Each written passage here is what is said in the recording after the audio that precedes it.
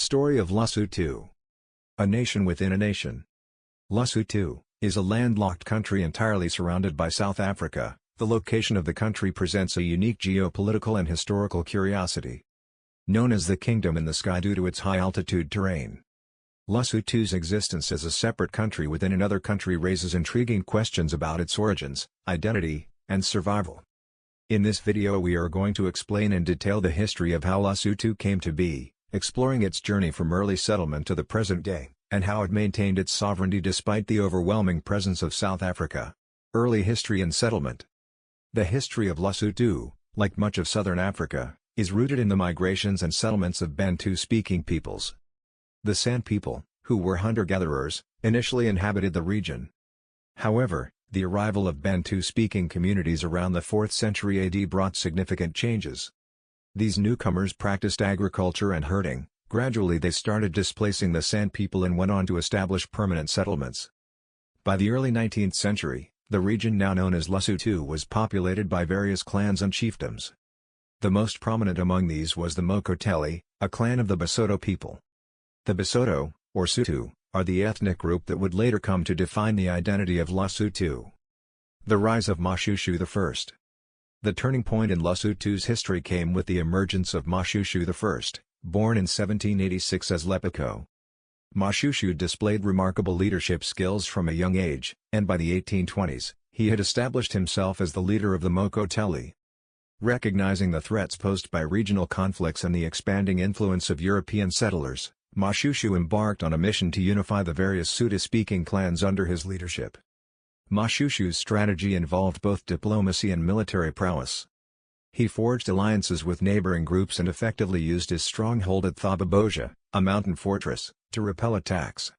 His leadership not only united Basotho but also laid the foundation for the modern state of Lesotho. European colonial encroachment. The 19th century was a period of intense colonial expansion in southern Africa. The arrival of Dutch settlers, Boers, and, later, British colonizers brought significant upheaval.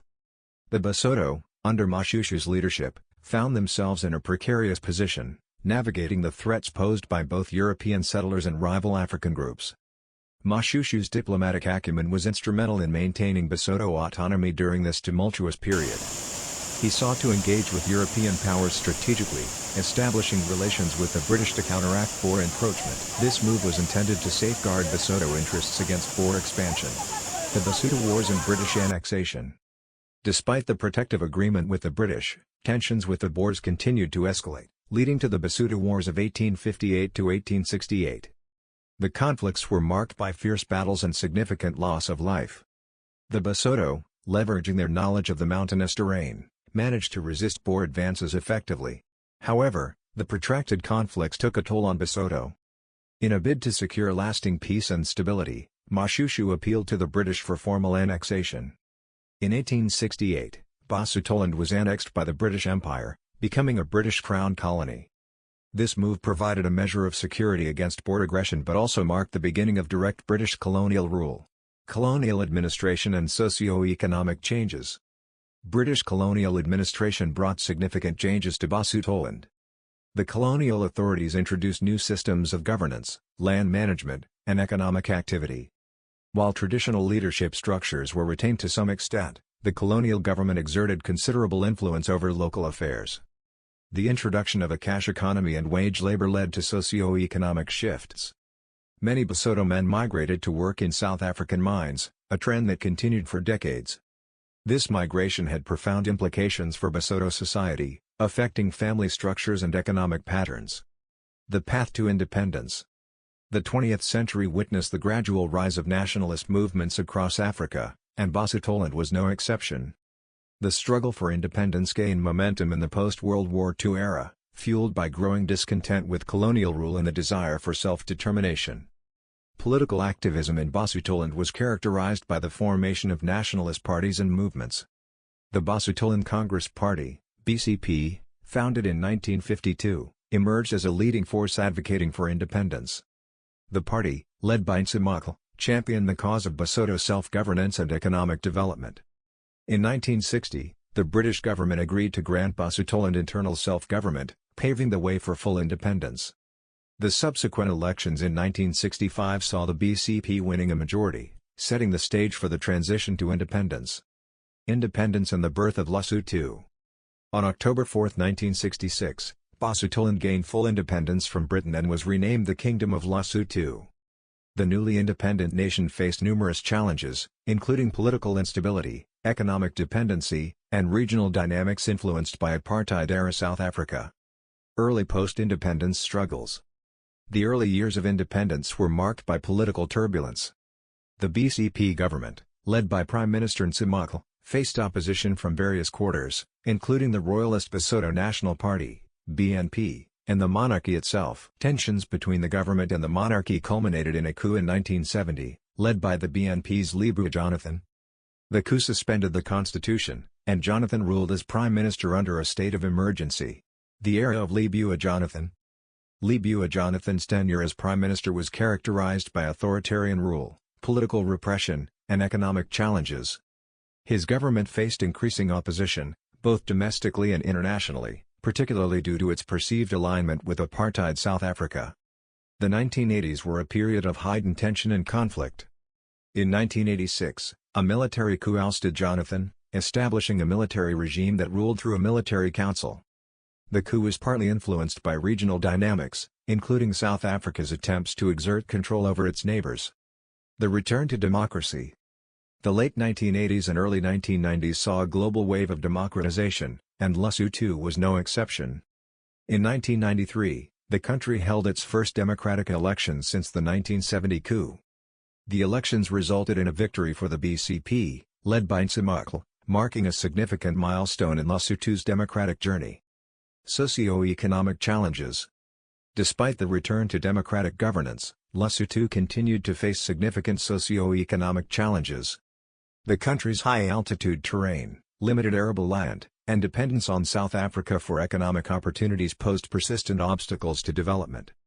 The HIV/AIDS epidemic further compounded these challenges, with Lesotho experiencing one of the highest prevalence rates in the world. The epidemic had devastating effects on the population, straining the healthcare system and impacting economic productivity. Regional dynamics and South African influence. Lesotho's geopolitical position as a landlocked country entirely surrounded by South Africa has profoundly influenced its history and development. The economic and political dynamics of South Africa, particularly during the apartheid era, had direct implications for Lesotho. During apartheid, Lesotho served as a sanctuary for anti-apartheid activists and refugees. The Basotho government provided support to the African National Congress, ANC and other liberation movements, straining relations with the apartheid regime. South Africa, in turn, exerted economic and political pressure on Lesotho, including blockades and covert operations.